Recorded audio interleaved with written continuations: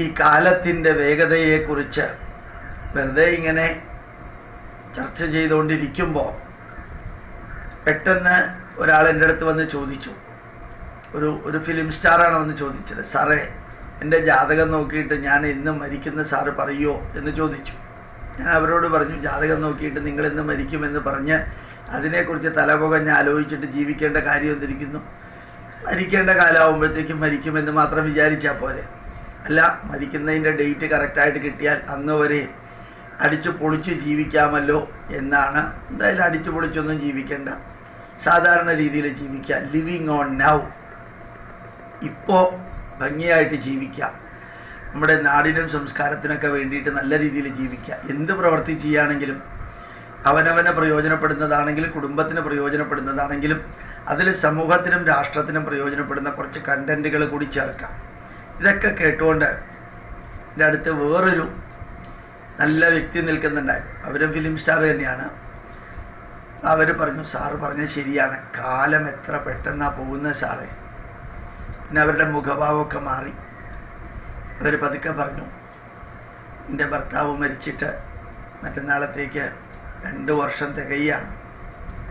എത്ര പെട്ടെന്നാണ് സാറേ കാലം പോയത്. ഞങ്ങൾ ഒരു ദിവസം പോലും പരസ്പരം കാണാതിരിക്കാറില്ല. ഞങ്ങൾ തമ്മിൽ മുട്ടൻ വഴക്കൊക്കെ ഇടാറുണ്ട്. പക്ഷെ അത് അപ്പം തന്നെ തീരും.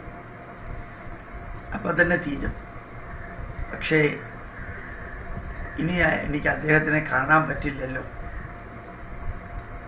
ഞാൻ പറഞ്ഞു, ലോകത്തിലെ ഏത് മൂലയ്ക്ക് ഭാര്യ പോയാലും ഭർത്താവ് പോയാലും, അത് ഡൽഹിയിലേക്കാണെങ്കിലും ബോംബെയിലേക്കാണെങ്കിലും ലണ്ടനിലേക്കാണെങ്കിലും ന്യൂയോർക്കിലേക്കാണെങ്കിലും ന്യൂസിലാൻഡിലേക്കാണെങ്കിലും ഇന്ന ദിവസം വരും എന്ന് പറഞ്ഞൊരു പ്രതീക്ഷയുണ്ട്. ഇന്ന ദിവസം വരും എന്ന് പറഞ്ഞ് കാത്തിരിക്കാം. പക്ഷെ ഈ അന്ത്യയാത്ര ഇനി തിരിച്ചു വരില്ല എന്ന് ഉറപ്പിക്കുന്ന യാത്രയാണ്. അതുകൊണ്ട് കാലം പുറകോട്ടൊഴുകുമ്പോൾ, നമ്മൾ മുമ്പോട്ട് പോകുമ്പോൾ നമ്മളുടെ കൂട്ടത്തിൽ ചിലരെല്ലാം കൊഴിഞ്ഞു പോകും. പുതിയ ഇല ഉണ്ടാവുമ്പോൾ പഴയ ഇല അതിങ്ങനെ കൊഴിഞ്ഞു പോകും. അത് ജീവിതത്തിൽ എല്ലായിടത്തും ബാധകമാണ്. ഇങ്ങനെ ഒരു ഓർമ്മ നമ്മളിലുണ്ടായാൽ ഈ പാസ്പോർട്ടിൻ്റെയും വിസയുടെയും കാലാവധി തീരുന്നത് റിന്യൂ ചെയ്യാൻ പറ്റാത്ത വിധത്തിൽ പെർമനൻ്റ് ആയിട്ടാണ് ജീവിതത്തിൻ്റെ പാസ്പോർട്ടിൻ്റെയും വിസയുടെയും കാലാവധി തീരുന്നത്. അതുകൊണ്ട് ലഭിക്കുന്ന ഓരോ നിമിഷവും പൂർണ്ണമായിട്ട് നല്ല രീതിയിൽ ഉപയോഗിക്കുക.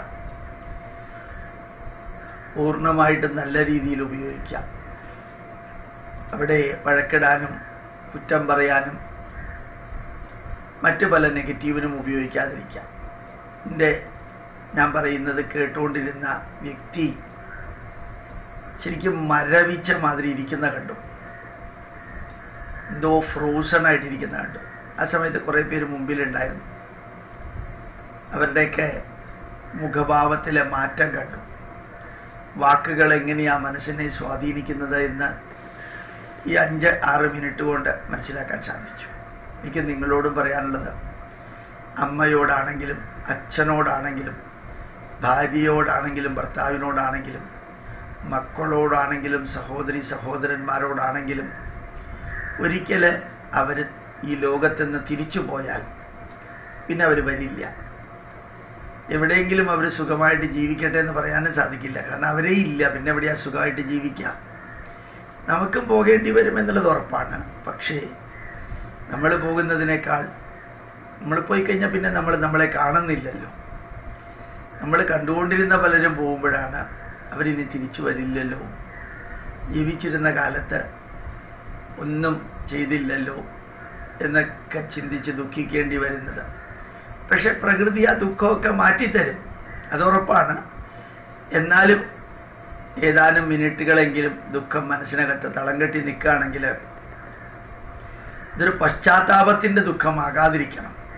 ഞാൻ അത് ചെയ്തില്ലല്ലോ, ഇത് ചെയ്തില്ലല്ലോ, അങ്ങനെയൊക്കെ പറഞ്ഞല്ലോ, ഇങ്ങനെയൊക്കെ പെരുമാറിയല്ലോ എന്ന പോസിറ്റീവുകളും നെഗറ്റീവുകളും അതിലെ പോസിറ്റീവുകൾ ഓർത്ത് സമാധാനിക്കാനും നെഗറ്റീവുകൾ ഓർത്ത് ദുഃഖിക്കാതിരിക്കത്തക്ക വിധത്തിൽ നെഗറ്റീവുകൾ ഒഴിവാക്കാനും സാധിക്കണം എന്ന് ഞാനവിടെ പറഞ്ഞപ്പോൾ ആ അന്തരീക്ഷം മൊത്തത്തിൽ ദുഃഖത്തിൻ്റെ അന്തരീക്ഷമായി മിനിറ്റുകൾ കൊണ്ട് ലിവിങ് ഓൺ നൗ, ഇന്ന് ജീവിക്കാം, നന്നായിട്ട് ജീവിക്കാം,